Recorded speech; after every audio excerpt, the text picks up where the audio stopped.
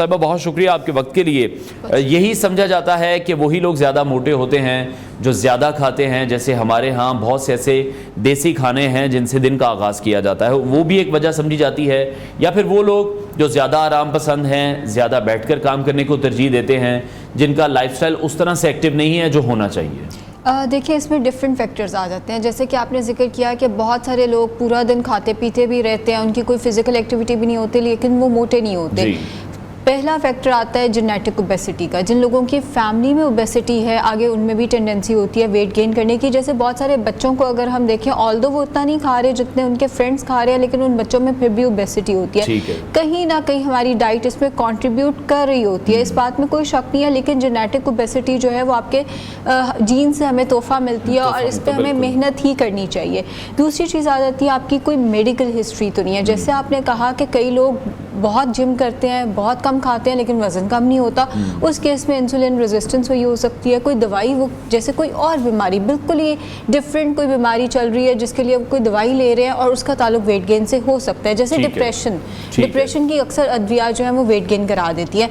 फिर तीसरा हमारा फैक्टर हमारा लाइफस्टाइल आ जाता है। अगर आप खा बहुत ज़्यादा रहे और आपकी फिजिकल एक्टिविटी उतनी ज़्यादा नहीं है, या अक्सर पेशेंट्स आके कहते हैं जी हमने तो फ़लाँ ऐप डाउनलोड की हुई है, हम तो पूरे दिन में 1500 कैलोरीज ही खा रहे हैं। अब वो 1500 कैलोरीज जो आप ले रहे हैं उनमें नमक या चीनी की मिकदार अगर ज़्यादा है तो फिर भी बॉडी जो है वो वेट गेन करेगी, बिकॉज उसमें वाटर जो है वो रिटेन होता जाएगा एंड वेट आपका ज़्यादा आएगा और बॉडी देखने में भी सोलन ही नज़र आएगी। फिर कुछ चीज़ों की डेफिशिएंसी, जैसे आयरन की डेफिशिएंसी से भी बॉडी ज़रा सोलन नज़र आती है, ज़रा फूली हुई नज़र आती है, एंड साथ साथ वाइटामिन डी डेफिशिएंसी भी वेट गेन की वजह बनती है। सो ये मुख्तलिफ फैक्टर्स हैं जो मिल मिला के ओबेसिटी की वजह बनती है। ठीक है, तो फिर वजन कम करने के लिए फिर जो ज़्यादा वक्त हम लोग भूख का शिकार रहते हैं, या जिसको फिर हम कहें डाइट भी, और पता नहीं कौन कौन से नाम है उन डाइट्स के भी, कि इंटरमिटेंट फास्टिंग भी उसमें शामिल है, ये कितनी ठीक है या फिर ये कितनी गलत है? सबसे पहले तो ज़रूरी है कि मोटापे की वजह देखी जाए। अक्सर लोग मोटापे की वजह देखे बगैर बस जिसे कहते हैं ना लगे हुए और साल लगे हुए हैं, फिर एट द एंड वो तंग आ जाते हैं, रिजल्ट भी नहीं मिलता। एट द एंड वो कहते हैं हमारा तो वजन कम होना नहीं है, बस फिर खाओ पियो। सबसे पहले देखें कि आपको कोई मेडिकल हिस्ट्री तो नहीं है। थायराइड, अक्सर लोगों को हाइपोथायराइडिज्म होता है जिसकी वजह से उनका वेट गेन हो रहा होता है। कुछ लोगों में विटामिन डी डेफिशिएंसी होती है, कुछ को इंसुलिन रेजिस्टेंस होती है, कोई और मेडिकल हिस्ट्री। सबसे पहले तो अपनी मेडिकल हिस्ट्री को रूल आउट कराएं कि किसी बीमारी की वजह से तो नहीं वेट बढ़ रहा। दूसरे नंबर पे अगर जेनेटिक ओबेसिटी है तो आपको चाहिए कि बचपन से ही कहीं ना कहीं फिजिकल एक्टिविटी, आपकी डाइट बेशक उतनी कंट्रोल में ना हो लेकिन फिजिकल एक्टिविटी बच्चे की जो है वो ज़्यादा होनी चाहिए। तीसरी चीज़ कि फिर आपको डाइट अपनी कहीं ना कहीं मैनेज करनी है। मैं ये नहीं कह रही कि आपने फाको मरने लग जाना है, आप अपनी डाइट में कार्बोहाइड्रेट्स यानी अजनास जो है वो कम कर दें एंड प्रोटीन अपनी डाइट के अंदर बढ़ा दें। डाइट 70% मैटर करती है, 30% आपकी डाइट आपकी एक्सरसाइज मैटर करती है, तो अपना 70% अपना प्लीज़ ठीक करें, चीज़ें बेहतर हो सकती हैं। ठीक है, और मुख्तलिफ किस्म के फिर मार्केट्स में कुछ डाइट प्लान शेयर किए जाते हैं जिसमें कीटो डाइट बड़ी सर फहरिस्त आजकल, और मैंने जहाँ तक सुना है या रिसर्चेज मैंने देखी हैं यही सुना है कि उसका भी बहुत ज़्यादा नुकसान है कि आपको एक हफ्ते के लिए या एक महीने के लिए बता दिया जाता है सिर्फ एक एग खाएं, एक एप्पल खाएं, एक बनाना खाएं। वो हमारे जॉइंट्स के लिए कितना ख़राब है ये भी मैं चाहूँगा कि आप लोगों को डिटेल में ज़रा बताएं कि वो डाइट हमारे लिए कितनी ख़तरनाक है, क्योंकि हम रिक्वायर्ड जो मील है हमारे वो तो हम ले ही नहीं रहे। बिल्कुल ऐसा ही है। कीटो डाइट बेसिकली एपिलेप्सी के पेशेंट्स के लिए डिज़ाइन की गई थी, ये आम बंदे के लिए बनाई नहीं गई। अब जब एपिलेप्सी के पेशेंट्स उस डाइट के ऊपर गए तो उनका वेट रिड्यूस होना शुरू हुआ। जब हमने देखा कि इससे तो बड़ा अच्छा वजन कम हो जाता है, हम सब ने वो इस्तेमाल करना शुरू कर दी।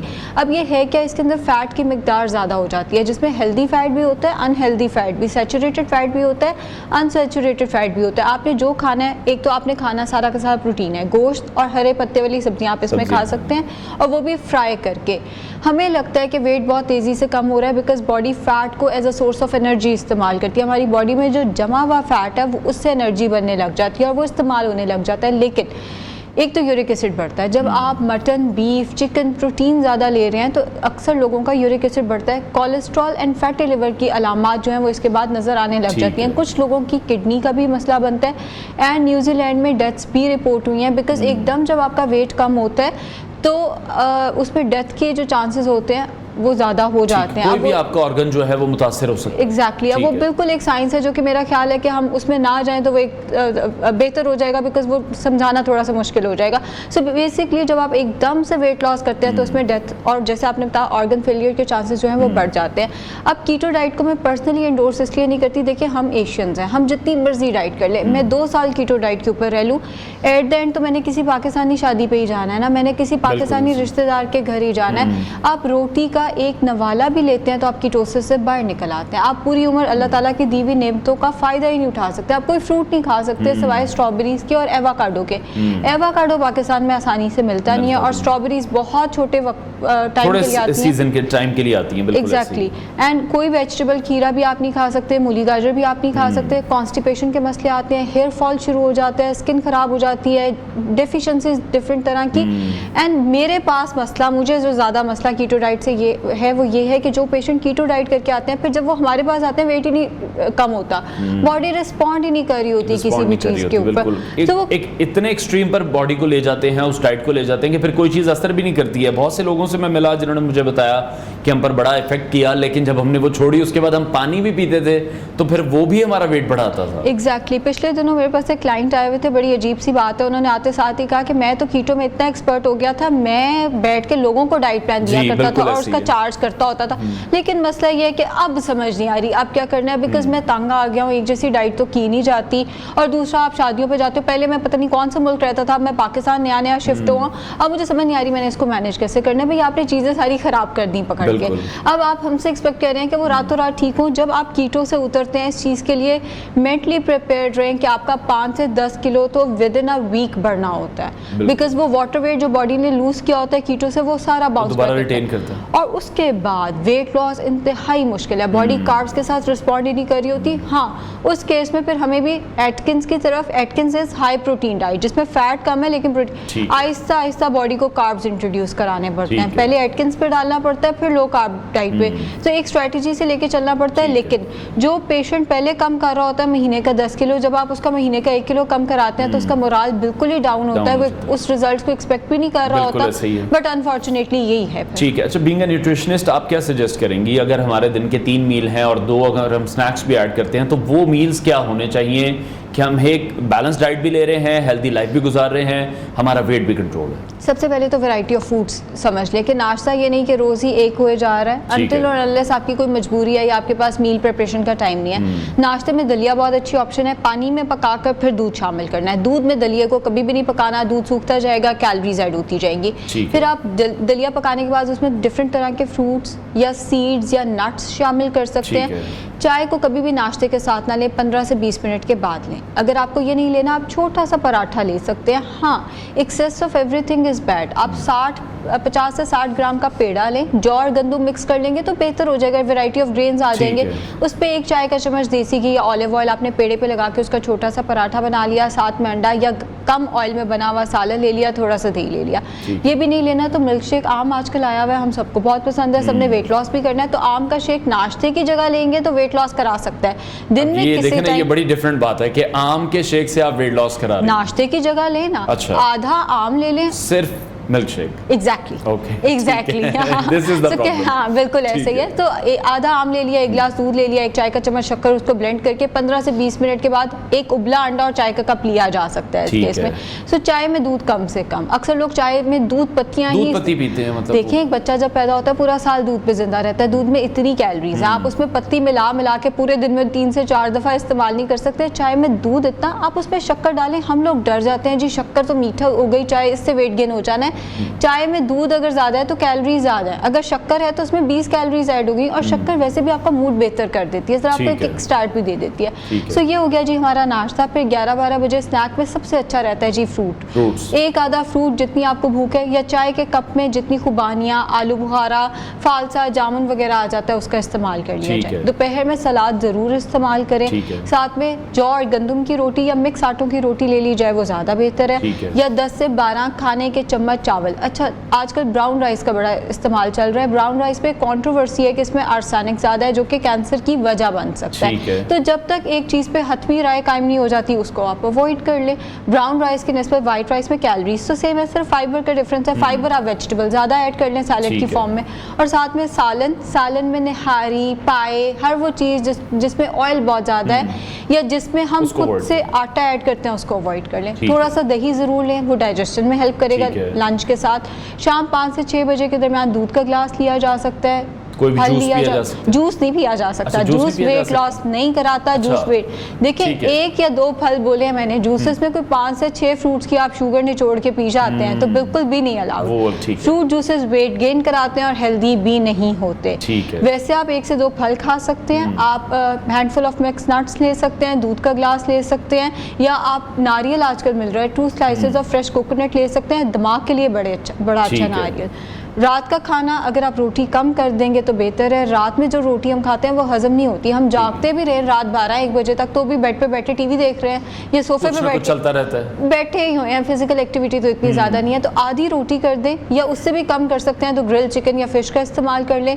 अक्सर लोगों को लगता है जी गर्मियों में तो फ़िश नहीं लेनी चाहिए, बिल्कुल गलत है। गर्मी हो या सर्दी हफ्ते में 2 दफ़ा फ़िश अगर आप अफोर्ड करते हैं तो ज़रूर इस्तेमाल करें, वरना रोटी आधी रोटी के साथ जो सालन है सालन ज़्यादा, रोटी चावल कम। ठीक है। अच्छा, ज़्यादातर यही कहा जाता है कि आप जो चिकन है वो स्टीम फॉर्म में लें, दोपहर में भी रात में भी, तो ये एक ही चीज़ खा खा के भी इंसान की बस हो जाती है। ये फ़ायदेमंद कितना है, ये नुकसानदेह कितना है, ये भी बता दें। देखिए वही बात कि दोपहर में भी रात में भी एक ही डाइट हो गई ना, एक ही डाइट पे थोड़ी रहना है हमने। आप सब्जियां ऐड करें, दोपहर में जो सालन बना है वो लें, रात में स्टीम्ड प्रोटीन आप कभी चिकन लें कभी फिश लें। आप मटन बीफ का इस्तेमाल भी कर सकते हैं, लेकिन मटन बीफ हथेली से ज़्यादा नहीं होना चाहिए। उस केस में आप सौते या स्टीम वेजिटेबल ज़्यादा स्टार्टर में खा जाते हैं। हाँ, ऐसे तो नहीं हमारे वजन बढ़ते। अगर आपने मैक्सिमम लेना आप हाथ के जितना खा लें। हफ्ते में 1 आधी दफ़ा मटन बीफ होना चाहिए अगर आप हाथ के जितना ले रहे हैं। या दालें बहुत अच्छी ऑप्शन है, कोई दाल बना के चना चाट हो गई, लोबिया चाट हो गई, कॉर्न सैलड हो गया, मूंगी की दाल हो गई, आप चम्मच से खा लें ताकि आप डाइट को बार बार चेंज करते रहे। वो खवातीन जो माँ बनने वाली हैं या माँ बन चुकी हैं उनके लिए कौन सी डाइट बेस्ट है? जो माँ बनने वाली हैं डिपेंड करता है कि ट्राइमेस्टर उनका कौन सा चल रहा है, ये थोड़ा सा क्रिटिकल होगा। तो मैं चाहूँगी कि हम बिल्कुल ही उसको ये ना समझें कि जो आप कोई भी सेफ डाइट जो सेफ डाइट मैं आपको बता रही हूँ, जो अभी मैंने आपको डाइट प्लान दिया ऑलमोस्ट वो फॉलो किया जा सकता है। बट अगर 2nd या 3rd ट्राइमेस्टर है तो दूध की क्वांटिटी बढ़ा देनी है एंड फ्रूट्स की क्वांटिटी भी बढ़ा देनी है। इस केस में नाश्ते में मिल्क शेक अगर आप लेते हैं तो उसके आधे घंटे बाद अंडे का इस्तेमाल ज़रूरी है, या आप नाश्ते में छोटा सा पराठा ले सकते हैं दही के 1 कप के साथ। ये भी नहीं लेना तो आप नाश्ते में सूखी रोटी के साथ घर के बने कम ऑयल में बने कबाब, क्योंकि प्रोटीन बहुत मैटर करता है इस केस में। दोपहर में भी अगर आप रोटी ले रहे हैं उसके साथ गोश्त या दाल का इस्तेमाल ज़रूर करें। एंड चूँकि नौजिया बहुत ज़्यादा हो रहा होता है फीमेल्स को इस केस में, तो आपने दही का इस्तेमाल ज़रूर करना है।